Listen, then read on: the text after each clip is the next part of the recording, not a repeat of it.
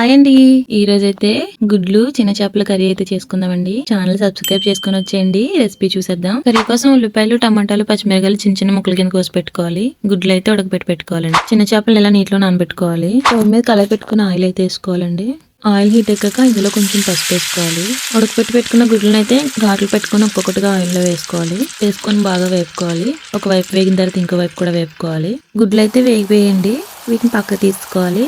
ఇందులోనే నానబెట్టిన చిన్న చేపలను కూడా వేసుకోవాలి. వేసుకొని బాగా వేపుకోవాలి. చేపలు అయితే వేగిపోయండి. ఇందులోనే కట్ చేసి పెట్టుకున్న పచ్చిమిర్చిని అయితే వేసుకోవాలి. వేసుకొని మొత్తం బాగా వేపుకోవాలి. పచ్చిమిర్చి వేగిన తర్వాత ఉల్లిపాయ ముక్కలు కూడా వేసుకోవాలి. ఉల్లిపాయ ముక్కలు కూడా బాగా వేపుకోవాలి.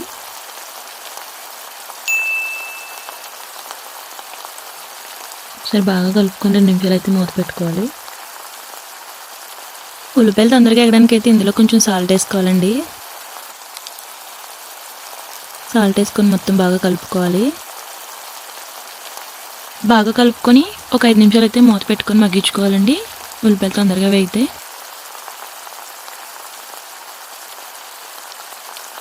ఉల్లిపాయలు అయితే వేగిపోయి ఒకసారి బాగా కలుపుకోవాలి. కలుపుకొని ఇందులోకి అయితే కోసి పెట్టుకున్న టమాటాలను అయితే వేసుకోవాలండి. టమాటాలు వేసుకున్నాక గరిటె పెట్టి కదపకుండా ఒక 5 నిమిషాలు అయితే మూత పెట్టుకుని మగ్గించుకోవాలి. టమాటాలు అయితే మగ్గిపోయాయి. సరే మొత్తం బాగా కలుపుకొని టమాటాలు అయితే మెదుపుకోవాలి.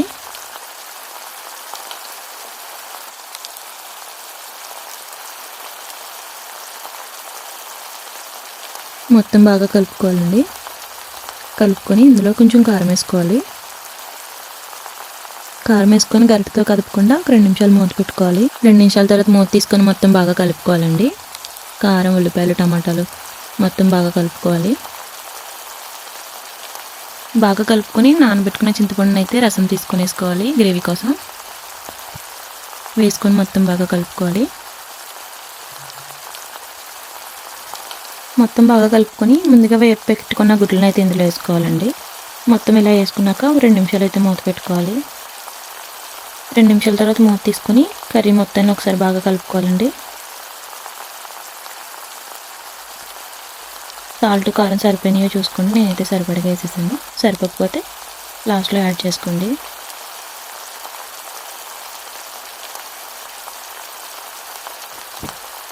చివరిగా కొంచెం కొత్తిమీర వేసుకొని దించేసుకోవడం అండి. అంతే అండి. నచ్చితే ఒకసారి మీరు కూడా ట్రై చేయండి. ఎలా వచ్చిందో కామెంట్ చేయండి. ఛానల్ సబ్స్క్రైబ్ చేసుకొని వెళ్ళడం మర్చిపోకండి.